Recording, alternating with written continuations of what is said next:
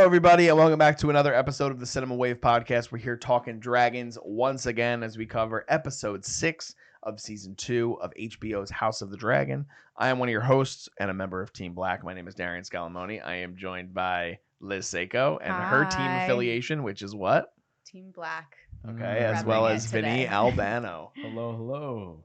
Team recognition. Yeah. Oh, I'm Team Black. All right, we're Team Black all the way. All right. I did say right before we started recording, I actually really like this episode. Liz gave me a vibe that she didn't like this episode, so we can get into that. But lots happening here. Yeah. I want to start with the Aegon Daemon, or Aegon Aemond, rather, connection in this episode, and brother on brother here.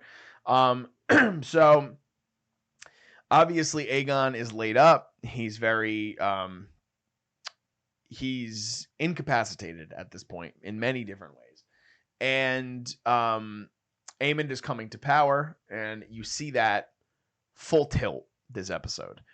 But you also get some really interesting scenes with him and his brother where he has a little bit of fear in the fact that his brother knows what happened.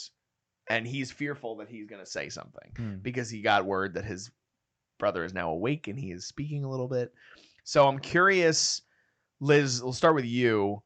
That relationship, how do you feel about it going forward? And now we have Aemond now fully in control of Team Green. And there's a lot of repercussions to that in this episode, and a lot of decisions that he has to make or he does not make that we see sort of come to fruition in this episode. So what did you think about all that?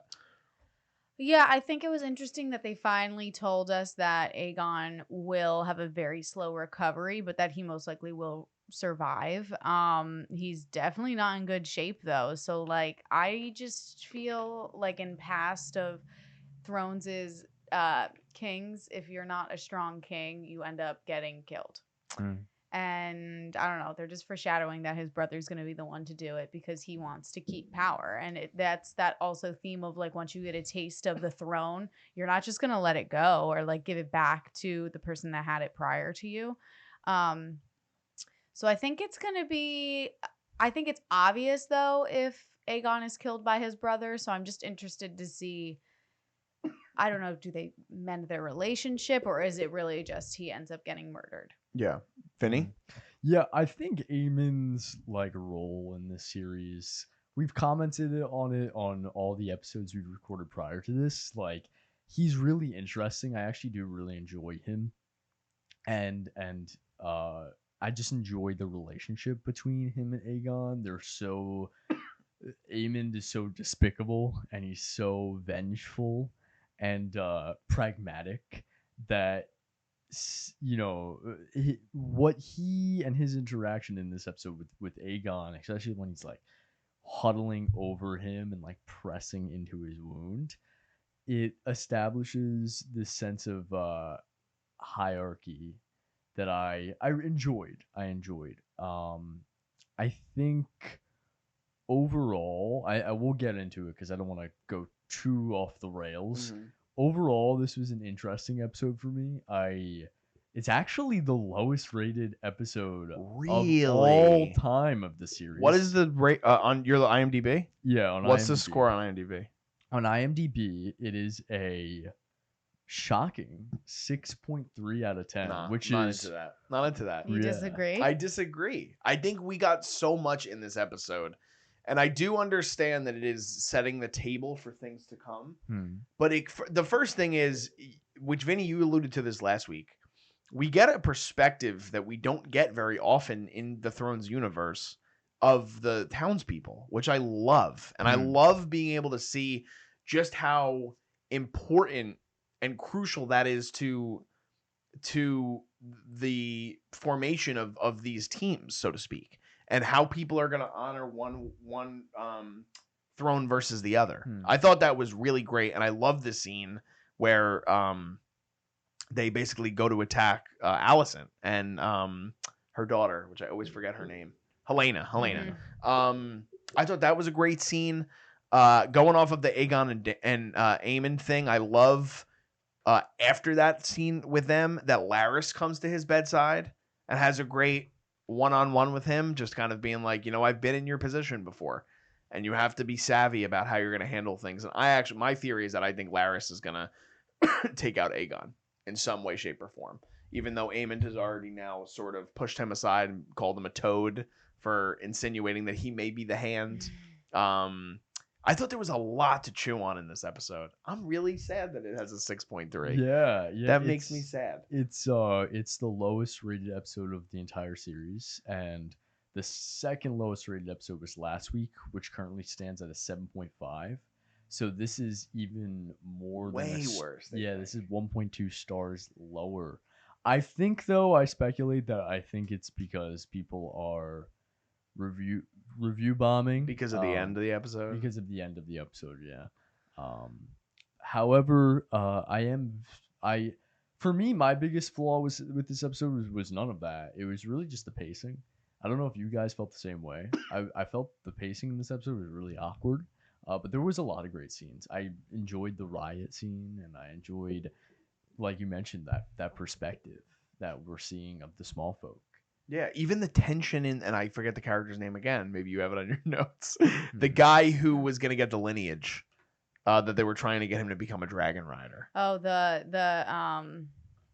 don't have his name. I right up here. felt that tension of that scene, like deep. Yeah. Like I was sitting there, I'm like, oh my god, like what an insane Yeah. fucking proposition, and the fact that this guy's just willing to do it is so crazy to me. But I don't know, Liz, you've been awfully quiet, so I would love to hear your take on this week's episode. Episode for me was very mid. Okay. And because Vinny like totally pointed it out, was the pacing for me. It was, we got a juicy moment and then it was just like boring stuff. Or honestly, it was a heightened tension moment of like the crowd going after Alicent. And then all of a sudden we're back in Daemon's world that nobody cares about anymore. Truly, I don't see a single comment on the internet that's like, yo, Daemon's storyline is fine. Like, nobody cares, and they're dragging it out way too long. And that, I think, is starting to make people, because I don't know about you guys, but when those scenes come on, I honestly look at my phone because I'm just like, it's going to be more like delusions of him sleeping with someone or like crying. And like, I just don't see any progression in his character coming from those scenes.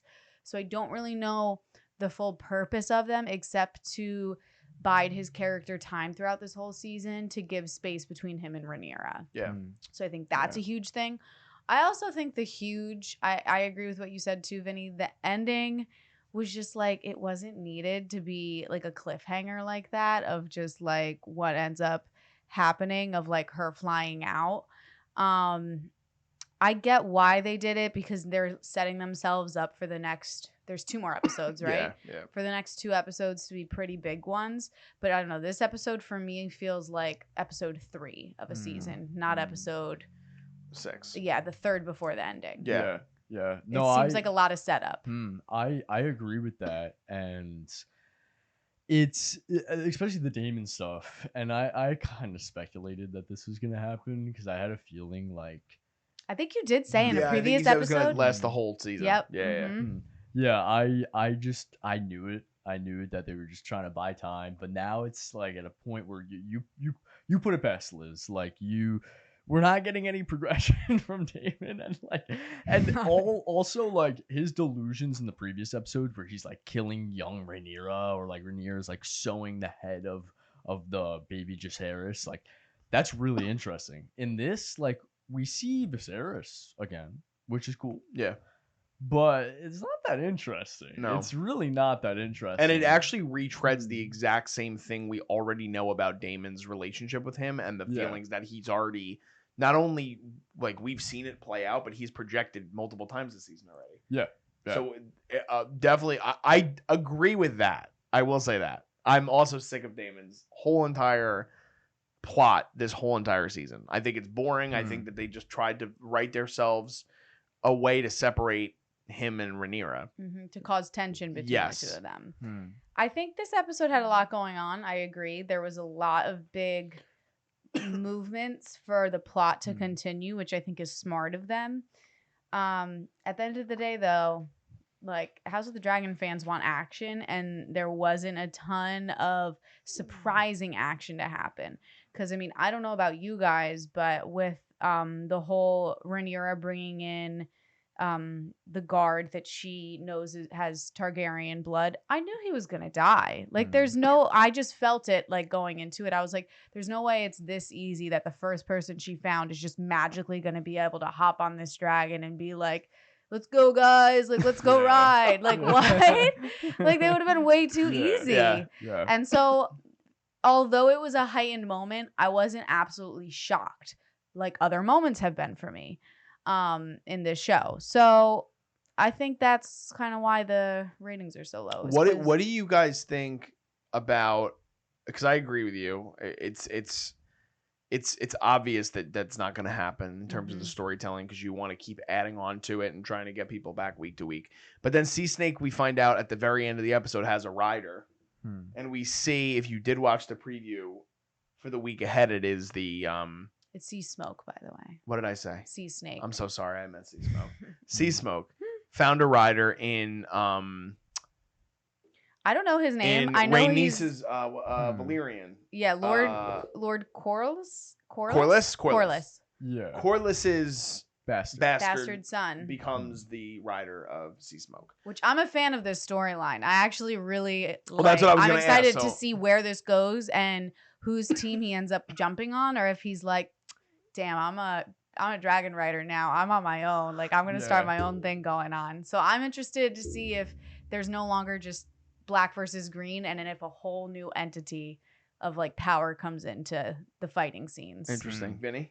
No, I agree with that. I actually 100% agree with that. I thought it was really interesting that, like, okay, like this could be something, because we have obviously Corlys is on Team Black, but we see a few interactions with his bastard sons, including this one, who I don't even know if they said his character name. No, yet. they definitely do. I have it here. I just have to look. Hold Okay. on. I'll find it. You keep talking, Okay. Vinny.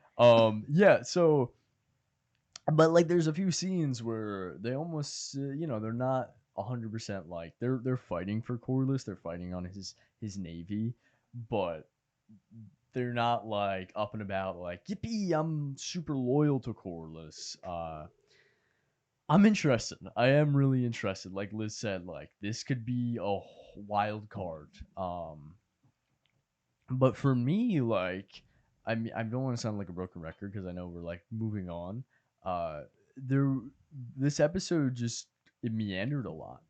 Like this was like the first episode where I actually felt like things started to drag, and you'd have something really exciting like the riot scene, and then after that, like I feel like even in the scenes of politics and conversation all throughout House of Dragon, there's been this gripping tension and atmosphere that was lacking in this episode. It just didn't feel like it was there, It's interesting because I do think, like you said, there was definitely a lot of setup, but I don't know. I'm obviously you were invested. I'm obviously is what it sounds in the like. minority, but like there were so many conversations that I had like a real character takeaway from. Like even when Aemond banishes his mother and is like, "You're no longer needed on the council." And like that moment that they have between us, and I forget her line of dialogue, but I really liked what she says to him. And then he just like kind of ignores it. Like that scene I really enjoyed. Like I've already discussed the riot. Another layer that we haven't even gotten into yet that I think is so interesting that you actually brought to the table last week or the week before that, Liz, with Otto. I have to say something. When he said that Tyler's gonna die if he's listening to this episode, I paused it and I got up and I was like, I said this was gonna happen. Yeah. I called this, and he was like, "Can you please play it and like sit down?" He's like, I listen to the podcast. Yeah, he's like, Can I you know. relax? He's like, let's keep going. But I was shocked that he actually did that. But not only that Aemond wants to bring Otto back, but Otto is missing. yeah, Otto is missing. We have no idea where he is. Alicent's been writing him letters. missing though, or that he knows shit's hitting the fan for Green, and he's like, nah. Yeah, he's like, or he's dipping out, and he's yeah, completely he's like, done. I'm not going near that. But I think it's just so storm. that's an interesting foil as well that I'm Mhm. really excited to see go forward. So I do understand and I can empathize with the viewer that wants more action. But I think this is a great setup episode going into the last 2 episodes of the season. The Daemon thing, I 100% agree Yeah, with the you. Daemon I'm thing's kind of out. over it. But a lot of the other shit that they sort of set up in this episode, I respectfully disagree. I will say there are moments of pacing where I feel like they could have structured things a little bit differently in this episode that could have helped maybe elevate the episode. But I enjoyed it for the most part. I guess. I just think that a lot of big things happened here, and for me, they weren't weighted.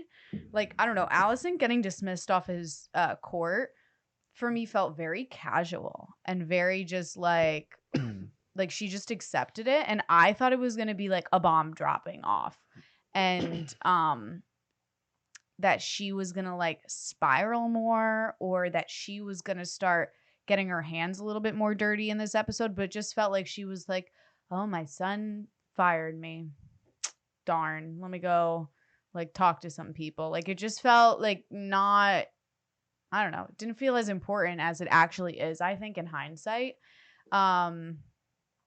Yeah. Even with the auto thing, it was just casually said, and like if you weren't fully listening, you would have missed that whole part. Yeah. I feel like the whole direction and execution of those scenes were so poor. You know, like I don't know how else to put it. You know, I don't think this is a terrible episode. But it just, you know, now that you're mentioning that, Liz, like it could have been, there could have been so much more in the writing and the filmmaking to make those scenes feel like, whoa, that we're building momentum. Yeah, because this is the 3rd episode from the finale. Like, we should be like, oh, we're building to something. Oh my god, chaos is forming. Like, they just had this huge, did she get fired before she had the riot? Yes. Yeah, I don't know, they just didn't feel like connected for her character to me. Like, it just felt very like, I don't know, I wish that it affected No, her I can character more. understand that side of it though, because Alicent also has been such a major player in all of this. Yeah. And it just feels like she kind of lays down and takes it. Yeah. When it's like, why isn't she getting her hands dirty and plotting like every other character would be? And like, don't give me the whole thing that she's like, I don't know. I wish that her character had more of a reaction rather than just touching his face. Yeah. I don't know. I think it's fair. But yeah, and then so I want to talk about the big moment that a lot of people are talking about of Rhaenyra and Mysaria. What are our thoughts? Making out, hot and heavy. What did we think? Do we think this is going to end well or end bad? I think it's going to end bad. Mysaria has always been, like, for the lack of a better term, like the Laris of Team Black. Like, she's always plotting for something else. We talked about this in a couple weeks. I think in the episode with Mark. I think Mysaria had a big role in that episode. But there's something to her character. Sonoya Mizuno, I believe, plays the character. I think she's so great in the role. But the interesting dynamic with Rhaenyra and Daemon this season, which is probably not obvious, but I do think it's unique and interesting to the story, despite the writing of it. Rhaenyra's kind of they're playing off of one another while being separate, which is very interesting in terms of a storytelling technique, because Daemon is so jealous of every single thing that Rhaenyra has that he made himself such an important part of her life, and Rhaenyra wants to be accepted the way that people would look at Daemon as a king, and everyone is looking at her in this certain way, and Mysaria is the first person in her eyes to really see her. Now that is probably not real. I do think that moment comes in a moment of weakness and a moment in which Rhaenyra finally feels seen and understood. And it led to a moment that apparently a lot of people were unhappy with, because I know it's not in the books. I feel like I didn't. It's not in the books, and I think that was a big part of the reason why people were upset. I think that's why so many people are review bombing it. That's why, like I had faults with the pacing of this episode. But I don't think that the review bombing is justified. Yeah. What did you think, Liz? I think it throws like a wrench a little bit in the path that Rhaenyra was making, because Mysaria, she made it known that she's like, look, whoever hires me and whatever's taking care of me at the end of the day, like, I'll stand by you. But she'll flip right away. And Yeah. so I think Rhaenyra needs to be much smarter, and we're finally seeing like a side of her that we've already seen a little bit, but she doesn't really know what she's doing, and she's just very all over the place and kind of reacting on impulse, which is definitely not good if she's going to actually win this war. Because if you think about it, she hasn't really made any calls, Rhaenyra. Mysaria is the one that made this entire plot that gave Rhaenyra a huge boost with the people. But like Rhaenyra, and also what we kind of saw a little bit in this episode was Rhaenyra when she slapped I don't know who she slapped. So one of her councilmen. But it was one of her councilmen, and she's like, "It's my fault that you forget to fear me." And I think she needs to remind herself too with like Mysaria, like, look, you can't just let these people think that they're on the same level of you. Like, she needs to put these people in check. And so I think it's going to be a big mistake on her end, especially when Daemon comes in and realizes that not only is Mysaria like her right-hand woman, but they got a little romance going on. It is crazy. Vinny, how did you feel about it? Yeah, I still don't trust her. I still don't trust Mysaria. Like, ever since she hopped on board, like, I think there's ulterior motives behind this. I don't think this is pure. I think, like you mentioned, this is just Rhaenyra being just finally having someone that understands her vulnerability and sees her for who she is, and then she just getting attached to that and attached to Mysaria like that, and that's why she feels that way. But I don't think Mysaria feels that way. I think Mysaria is purposely telling her what she wants to hear for whatever ulterior motive she has.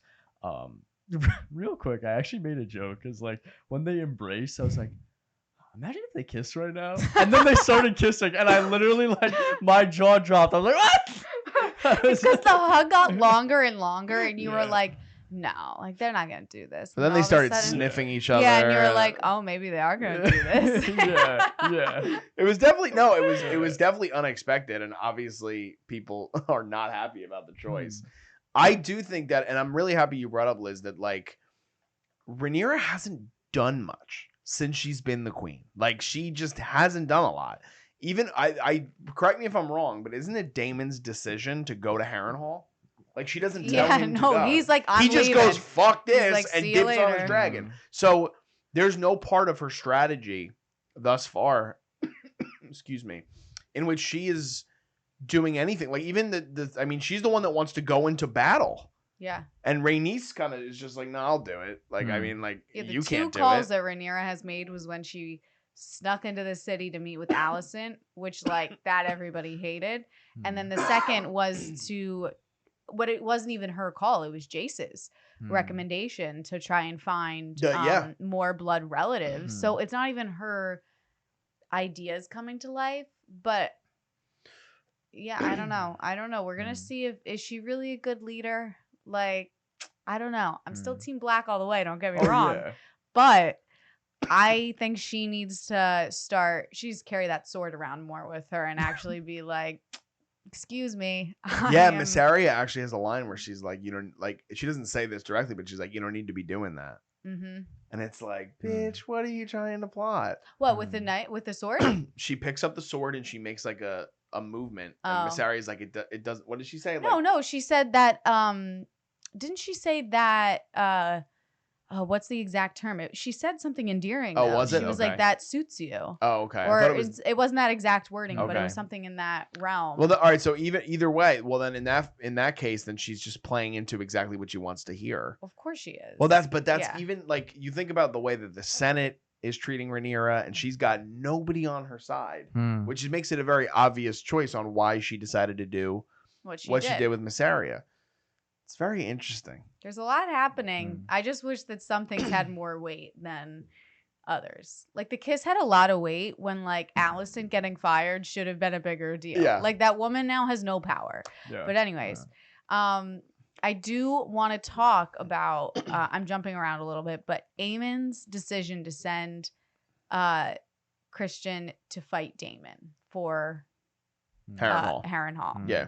Thoughts? Do we think it's going to end well? Is it a bad call? Is that going to be the final episode? I kind of like completely forgot about Kristen in this episode because he doesn't really do much. But It's just surprise. Like, I don't know. It's just weird because now Aemon's also like he wants to come in and help on his dragon. Well, yeah, that's the plan. Is that Yeah. he's gonna meet them there, which. For me, I think that they're just leading up to the final episode being a fight between Aemond and Daemon. See, I feel like it's too soon for that. I don't know. I mean, I guess the question is, how many seasons do we think House of the Dragon is there really going to be? I think it's going to be more than 3. It might be 4, but I think it's going to be more than 3. I think at the end of season 2, I'm believing a lot more now in Vinny's theory that I think Daemon is just going to be in Harrenhal for the rest of the season. And we're not but they're going there. So eventually there's going to be a fight in the next 2 episodes. And I think they're going to conveniently now take their time and not get there by the end of the season. No, I'm kidding. I'm not kidding. I'm not kidding. Because they do this shit where like they'll go like half the distance of the world in like an episode. Yeah. But I think they're going to take their sweet time, especially based on what you see in the preview for this upcoming week's episode, is that Daemon is having now a meeting with the kid who run do you know the name of the house, Vinny? Was it the Blackwoods? I think it might, or the Brackens? I'm not sure. I'm not sure either. It's the one it's the one in which the kid came in and Daemon basically was like, "You're not fit to do anything. Yeah. Like, and you're not even the king of your establishment. I'm not going to talk to you." And now the older gentleman has died, and this kid has taken over. And you see all of these people show up to Harrenhal, and they're basically like, "Fuck you, Daemon." Yeah. So unless the finale is that everybody shows up and Daemon's alone, which I don't even know how you do that. Humbling moment for him. Realizes he can't fight all these people on his own. And then he goes back. I don't know. I just feel like him and Rhaenyra need to eventually be like, do we fight this out between the two of us, or do we finally like come together? Because that has to happen eventually. Everybody's over them just like being like, he sucks, she Moody, sucks. I know. Like, Vinny, what do you think? I think it'd be really cool to end the season with the Aemond Daemon, because obviously we've talked about it so much now. It's so foreshadowed. It's a big event in this lore, this world. And I don't know how true this is. I remember I was talking with my sister, who's also a big fan of the show. She was saying, because I predicted that fight is not going to happen until season 3, like you said, Darian. But my sister said that I think George R.R. Martin said that he wanted to see that fight happen this season. Like I said, this is a game of telephone because it's coming from my sister, and I don't know where my sister heard that from. So, but it would be cool to end the Harrenhal arc with a big climactic fight. You guys mentioned how if everyone's there and he's just alone, how humbling it would be.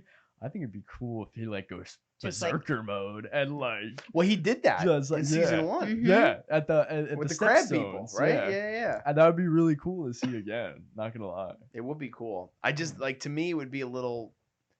I don't know. We'd have to see it play out. I mean, the crab people were brutal, so it's not like he wouldn't be able to handle some of these other knights from Team Green. But I don't know. I'm interested. I'm interested too. I don't know. I just feel like this episode feels like a third episode. And you want to keep the momentum going. Yes. I want to feel like we're working towards something, and it's not just going to be like a random surprise death like the first season's finale was. Yeah. I want it to be like a big moment that we've worked toward, not just like, oops, this person got killed. I wish I could look back, and Vinny, maybe you remember, or you, Liz, but I don't remember what the finale of season 2 of Game of Thrones was. That was the Blackwater fight. Okay. When remember when I forget whose army was invading King's Landing, but it was Tyrion sent the green fire stuff. And it blows up on yes. Big come on, that's big. I'm not disagreeing with you, but here's my argument on why I don't think it's going to be the same thing. So much of what Thrones is, and this is also an ensemble show, but so much of what Thrones is so many different families, so many things going on, introducing new characters every week, every season, constantly. This is a very condensed thing, and I do think, business-wise, they're going to milk it. Ugh. As much I know you hate that I'm saying that. I'm just being honest. They're gonna milk it and I think there's no way they're ending this in 3 seasons. They can maybe end it in 4, but I can't see them killing off or having this major fight between Aemond and Daemon at the end of this season. I can't see it. But I don't know what that major event could be. Yeah, that's what I'm saying. Like, that's the only big event that I can truly think of. Unless Sea Smoke's new writer, who I still forgot his name. It's either Adam or Alan. Those are the brothers. Okay. We don't know So which it's one. one's I don't which. know which one is which. Yeah, like their build up, like when they were cutting their hair, I was just like, why are we watching this right now? Like, what's the point of this? But maybe their side, I don't know, maybe the ending is that he goes to war.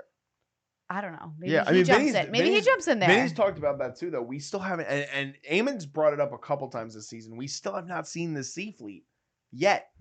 We haven't seen it play out. Yeah. And that's a big deal. Like, we've seen the dragons, we've seen the land, we haven't seen the sea yet. So maybe it's something that I think you might be onto something there, Liz. It's maybe because they're so concerned black and green with each other, like they're not thinking of these outside. Also, one thing that we totally have to talk about is, okay, I don't know their names, but the girl who got sent away with all of Rhaenyra's younger kids, Rhaenyra.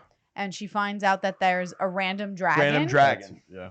It's big that there's just a random dragon floating around. And now that we know that clearly, and they talk about it in the trailer for the next episode, that anybody can just become a rider if you have a little bit of blood in you. Like, you don't know if people are now just starting to be like, then I'm going to try. Yeah.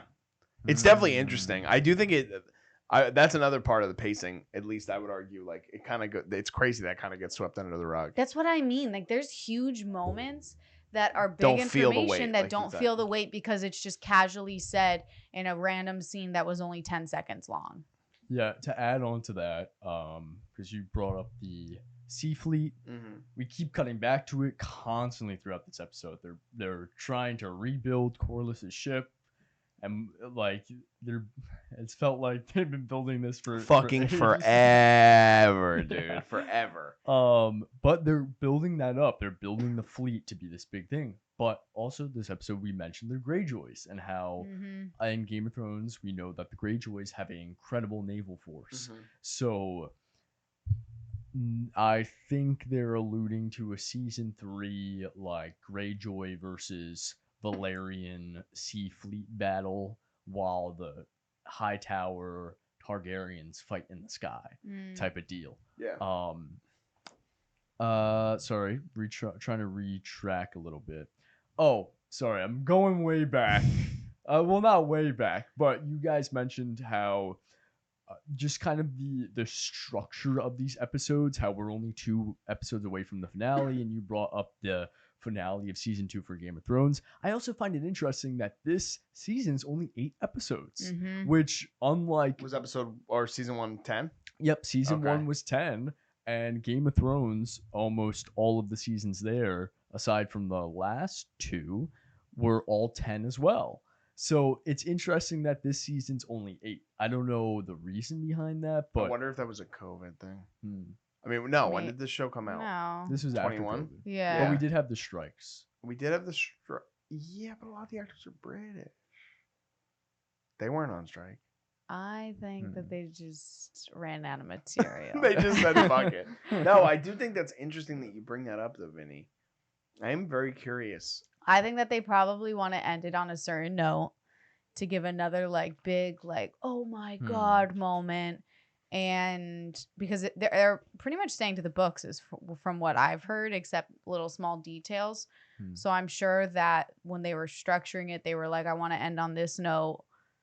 And they're trying to fill it in with Daemon as much as they possibly could. But people are over it. Maybe I'm completely wrong. I mean, HBO has, they tried another spinoff that didn't get greenlit. Then they went to House of the Dragon. They've greenlit now 2 other Game of Thrones stories that are going to be made for HBO eventually. So maybe they do only 3 seasons. I could see 4 max. I can't picture this show going past into 5 and 6. Yeah. There's not enough people. If they want it to be as successful, if they want it to be a little bit more of a slower paced, just storyline, then drag it out. But I just feel like give the people what they want and start massacring people in episodes. Like literally there's only been, so we're like 17 episodes in to this show, and only three significant people have died. Yeah. Right? But I said The king. smaller scale story. So I it know, is. but It's only still. between two families. We all know that they die at the end. Everybody dies. Yeah. So they got to start getting rid of them. That's why they're taking their time. Oh, God. All right. What else? Do you guys have anything else? I don't know if there's really anything else. We've kind of covered the episode. I think we've covered Beginning to everything. I'm end. looking through my notes really quickly. No, I think we covered it all. All right. Last thoughts, Vinny? Anything? Nothing really. I'm still excited. Like, I don't think this is a bad episode. I just think that, like, it just was odd. Like I mentioned way before, I always felt that season 1 did this incredible, and season 2 also has kept the same pace where no matter what we're doing, no matter if we're in the heat of action, no matter if we are in a dialogue or a political meeting, there's always been this sense of biting tension, right? And this episode, for some reason, it just wasn't there. Like, there's, but like I said, no, not a bad episode. We do have some spectacular moments. I think the riot scene is really great. I love the scene of the fisherman who, like, notices the Targaryen flag, food. like, yeah, like, essentially, like, crate drops, and that was, like, oh, that's cool. Like, it's a big reveal for the audience to be like, oh, Rhaenyra's okay. Mysaria and Rhaenyra's really planning this. Other than that, no other thoughts. But I don't really have anything else. I like this episode, but I do understand and respect the criticism of the pacing issues and too much setup leading us up to something else. I mean, if there's not enough of an impact in episode 7, this episode's going to feel a lot flatter looking back at it. So I think a lot of what I'm basing is the hope that certain things start to come to fruition, especially, like we said, we're 2 episodes away from the finale. So, but all in all, I like this episode. I'm enjoying the season. I don't love it as much as the first season. I do like Emma Darcy. I really do. But I really liked Millie Alcock. There's something about, like, I thought she was really good as Rhaenyra, and I love the relationship between her, and I just love Paddy Considine as an actor, and I loved him as Viserys. And Daemon was one of my favorite characters, as I know he's one of yours too, Vinny, and this season they've been dropping the ball with him. So that's upsetting. So I think it started off great. Yeah. Like we mentioned in episode 3 when he first comes to Harrenhal, or I don't know what episode it was. I'm pretty sure it was episode 3. He had so much swagger, and like the first few delusion sequences with Millie Alcock was great, and now it's just like, yeah, it's dragging. I don't know, but we got 2 episodes left to see what happens. Liz, you have anything else? No, I'm just ready for Rhaenyra to be the bad bitch that she is. Yeah, girl. Gotta be a queen. She's gotta be a queen. Yeah, I'm ready for it. I just feel like her character, as she's gotten like older, is just kind of like weak looking. I think that's fair. Yeah. The female characters, unfortunately, this season have not been the powerful ones. They were playing chess, and everyone was playing checkers in the first one. 100% agree. And now they're like, I want to get out of the game. Yeah. So I'm ready to see her really take the reins of everything. Game analogy, Liz. Unbelievable. Say, guys. That's what I'm here for. Guys, let us know in the comments what you guys thought about episode 6 of season 2 of House of the Dragon. Was this one that you guys agreed with the majority, it seems like, on IMDb and other people that watch? A 6.3? A little low for me, but I get it. I do understand it. I respect it. Be sure to comment your thoughts on the episode. We'd love to have a conversation with you guys in the comments. If you could also give this video a like and subscribe to us. We have the Culture Wave Media Network. We cover all things film and television. Liz and Vinny will be back next week with Mark to cover episode 7 of House of the Dragon, and we're hoping and planning that all 4 of us can be in studio to cover the finale of season 2. So stay tuned for that. We also have reviews upcoming for Deadpool and Wolverine, for Twisters, The trailer dropped today for Joker Folly You Do. That's upcoming, still a few months away, but lots of exciting stuff happening in film and television that we love to talk about and cover. So be sure to check that stuff out as well. You can also follow us, if you don't, on social media already, at Cinema Wave Media and at _Culture Wave Media on Instagram, as well as at Cinema Wave Media on TikTok and Threads, and just Culture Wave on Facebook. Just signing off, I am Darian Scalamoni. I am Liz Seiko. And I'm Vinny Albano. Team Black for life. See ya. This is The Culture.